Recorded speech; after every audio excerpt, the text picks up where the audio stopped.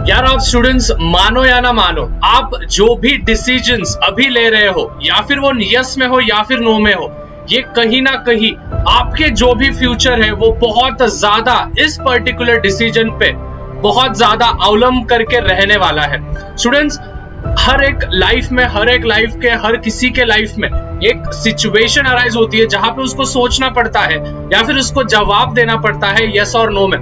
आप स्टूडेंट्स, अगर हम 10th की बात करें, 11th की बात करें, 12th की बात करें, आप जब 10th क्लास पास आउट करते हो तब आपके दिमाग में एक ही प्रश्न होता है कि क्या मैं साइंस के लिए जाऊं या फिर मैं कॉमर्स के लिए जाऊं। उसमें भी आपको यस और नो में डिसीजन लेना पड़ता है। आप कोई पर्टिकुलर एक चीज तो पकड़ लेते हो, लेकिन स्टूडेंट्स उसके बाद में उसको फॉलो करना ये बहुत ज्यादा मुश्किल हो जाता है। तो सबसे पहली चीज स्टूडेंट्स, आज के टॉपिक में हम वही चीज मैं आपके साथ डिस्कस करने वाला हूं जो कि मेरे साथ हुआ था, और टाइम टेबल बनाने की जो सबसे बड़ी गलती जो मैंने मेरे लाइफ में की थी वो चीजें मैं आपके साथ कुछ शेयर करने वाला हूं। और हमेशा ध्यान में रखना है, टाइम टेबल ये मूर्ख बनाता है। ऐसा मैं क्यों कह रहा हूं ये लास्ट में आपको समझ में आएगा।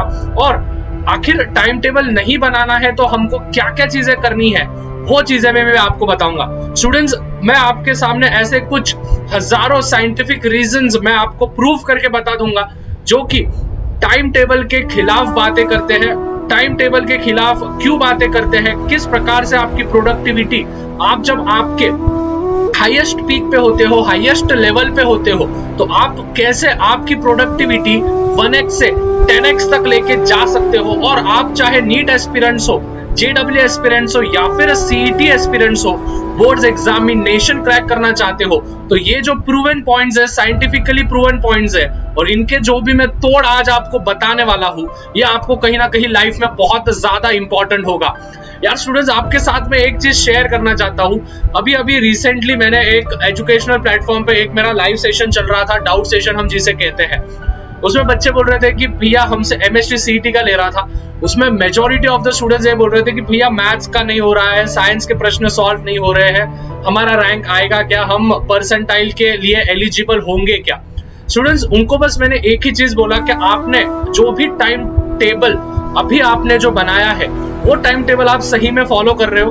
उसमें से एक बच्चा कमेंट करता है, भैया हमने टाइम टेबल तो बनाया था लेकिन एग्जामिनेशन जो है वो कुछ आगे स्केड्यूल कर दिया गया है, एग्जामिनेशन पोस्टपोन कर दिया गया है, तो हमारा जो टाइम टेबल है वो पूरा ऊपर नीचे हो गया है। उसका जब मैंने टाइम टेबल देखा तो वही छोटे बच्चे जैसा टाइम टेबल था कि 7 बजे उठूंगा, ये करूंगा, फिर 8 बजे उठूंगा, फिर ये करूंगा, फिर 9 बजे उठूंगा, फिर 9 बजे ये करूंगा, फिर एक घंटा ब्रेक लूंगा, फिर 2 से 3 जाऊंगा, फिर 3 से 4 जाऊंगा।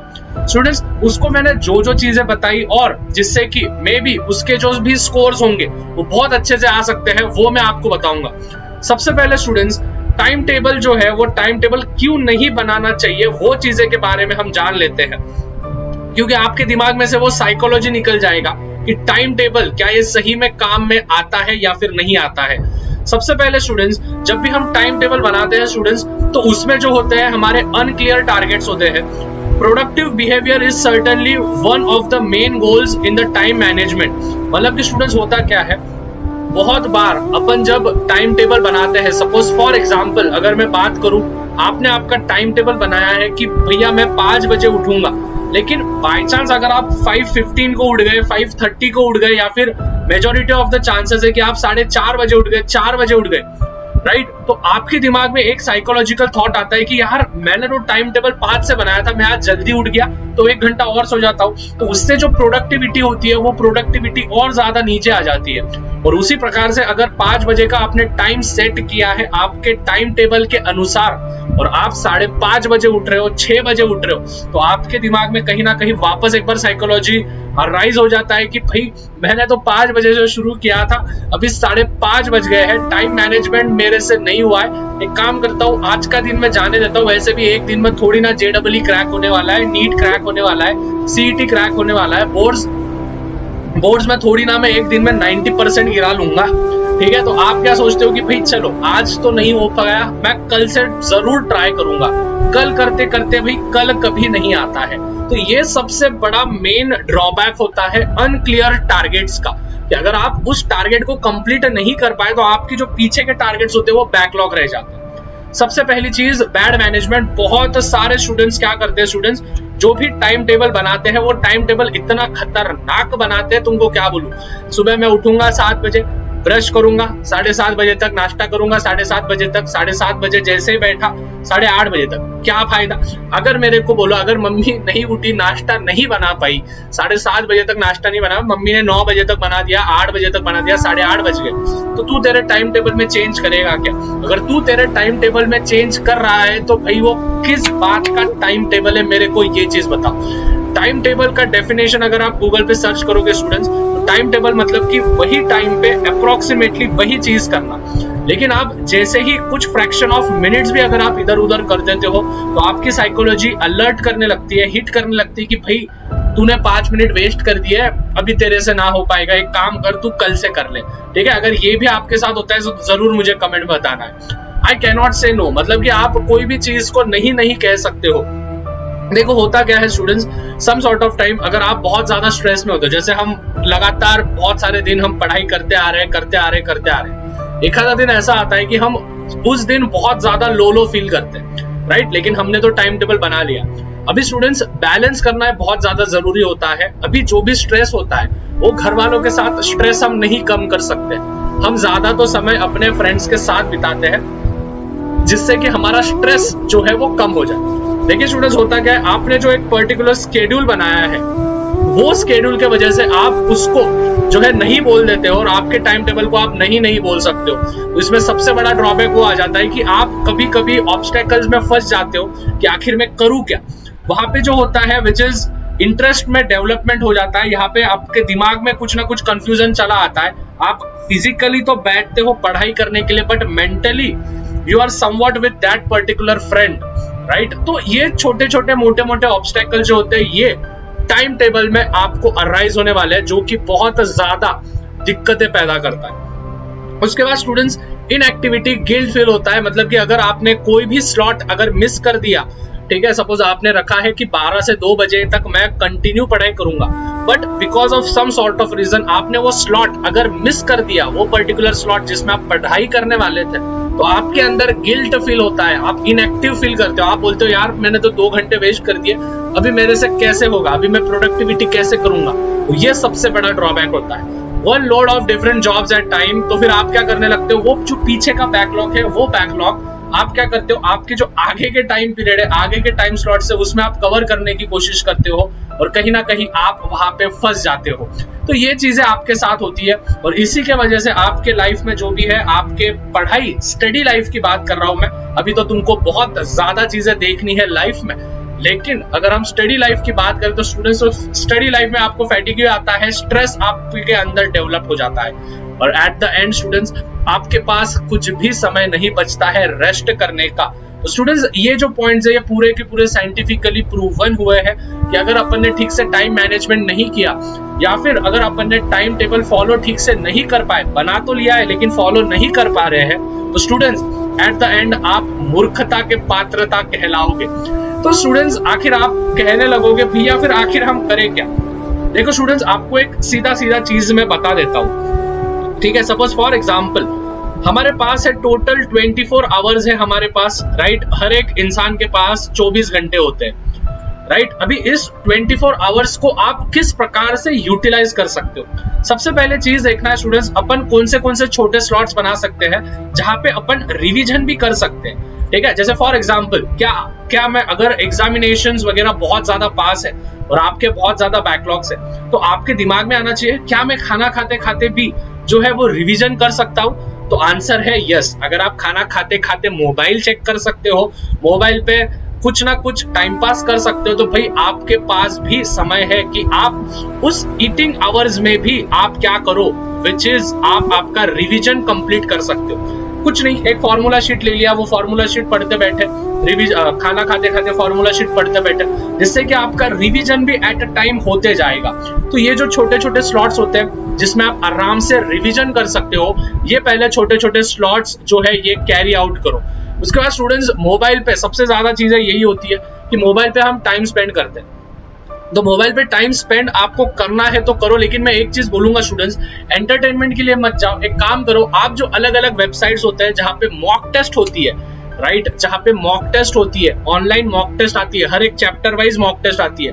सपोज फॉर एग्जांपल आपने बोला भैया आज हमने सॉलिड स्टेट कंप्लीट किया है, केमिस्ट्री का सॉलिड स्टेट कंप्लीट किया है, या फिर हमने बायोमोलिक्यूल्स कंप्लीट किया है, जो भी है, अभी उस पे के जो मॉक टेस्ट है, अगर आपको बोर हो रहा है, आपने कुछ मोबाइल चेक करने के लिए आपका मन हुआ, थोड़ा फार देख लिया मोबाइल वगैरह, मैसेज वगैरह कर दिया राहुल नेहा को, लेकिन उसके बाद आपके पास अगर आपको लग रहा है कि यार मैं थोड़ा सा भी टाइम स्पेंड कर रहा हूँ या फिर वेस्ट कर रहा हूँ, तो एक काम करो स्टूडेंट्स, मोबाइल में जो होते हैं वो मॉक टेस्ट वगैरह होते हैं, वो मॉक टेस्ट वगैरह आप आराम से कर सकते हो, जिससे कि आपका और ज्यादा स्लॉट्स बढ़ जाएगा, पढ़ाई का स्लॉट बढ़ जाएगा। तो स्टूडेंट्स और एक चीज यहाँ पे होने वाली है स्टूडेंट्स, आप पहले ये चीज ठहरा लेना है कि दिन में से मैं कितना घंटा करूंगा। देखो स्टूडेंट्स, ये चीज नहीं होना चाहिए कि भैया मैंने मंडे के दिन 10 घंटा किया था, ठीक है, मंडे के दिन 10 घंटा किया था, आप उसी खुशी में, एक चीज ध्यान में रखना है, मंडे की खुशी में आप 2 हफ्ते निकाल लेते हो, यार उस दिन के वो टाइम पे वो मंडे के दिन मैंने 10 घंटे पढ़ाई किए थे, तो अभी क्या है, वैसा नहीं होता है स्टूडेंट्स। भले आप 4 घंटा पढ़ाई करो, लेकिन you have to be consistent रहो, हर दिन आपके 4 घंटे अगर आप निकालोगे तो आराम से आप कोई भी एग्जामिनेशन क्रैक कर सकते हो, ठीक है। ये मैटर नहीं करता है 12-12 घंटे, 14-14 घंटे, ये नहीं होता है। अगर आप इनिशियल फेज से अगर 4-4 आवर्स भी आप डेली के बेसिस पे सेल्फ स्टडी कर रहे हो, other than your lectures, other than your online classes, जो भी 1 शॉट वीडियोस आप चेक कर रहे हो, जो भी चीजें आप कर रहे हो, जो भी मेरे वीडियोस आप चेकआउट कर रहे हो, उनको छोड़ के 4 घंटे सेल्फ स्टडी पूरा की पूरा शांत माहौल में बैठ के, अब ये 4 घंटे आप कभी भी कर सकते हो, इसको आप बढ़ा भी सकते हो। अगर हम फ्रैक्शन ऑफ सेकंड देखें स्टूडेंट्स, तो मैं यहाँ पे अगर बता दूं आपको, तो हम यहाँ पे 6 घंटा लिख देते, दिन में से आपको 6 घंटे कभी भी निकालना है, ठीक है। अगर आपको सपोज फॉर एग्जाम्पल कोई एक बच्चा है, ठीक है, इस बच्चे को रात को नींद नहीं आ रही है, तो ये बच्चा क्या करेगा, रात को 12 बजे भी जो है, ठीक है, रात को 12 बजे भी जो है वो उसकी क्या करेगा, किताब खोल के बैठेगा, ठीक है।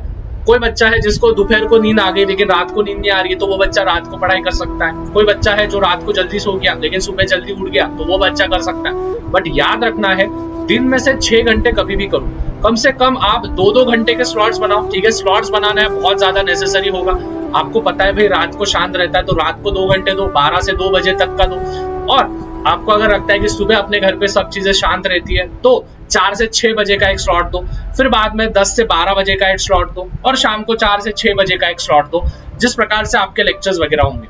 लेकिन अगर आप परफेक्ट टाइम टेबल, अगर आप मेरे से पूछोगे भाई परफेक्ट टाइम टेबल है नहीं, और मैंने आपको अगर परफेक्ट टाइम टेबल दे भी दिया, तो मुझे नहीं लगता कि आप उसको पूरे तरीके से फॉलो करोगे, क्योंकि मैं खुद किसी का टाइम टेबल फॉलो नहीं कर पाया, ना खुद मेरा टाइम टेबल फॉलो कर पाया। अगर कोई भी महान व्यक्ति है जो कि वो बोल रहा है कि भैया मैंने टाइम टेबल बनाया था, 1 साल से हम वही टाइम टेबल फॉलो कर रहे हैं, भाई उसको प्रणाम है मेरा।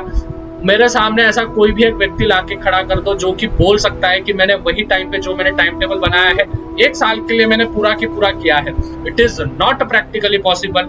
कुछ ना कुछ चीजें उसके लाइफ में सर्कमस्टेंसेस अराइज होंगे, कुछ ना कुछ चीजें अराइज होने वाले हैं जिससे कि उसका टाइम टेबल जो है वो डगमगाने लगेगा। तो इसीलिए बोल रहा हूँ स्टूडेंट्स, 6 घंटे निकाल के रखना है, दिन में से 6 घंटे कभी भी पढ़ाई करो, कोई भी स्लॉट्स करो।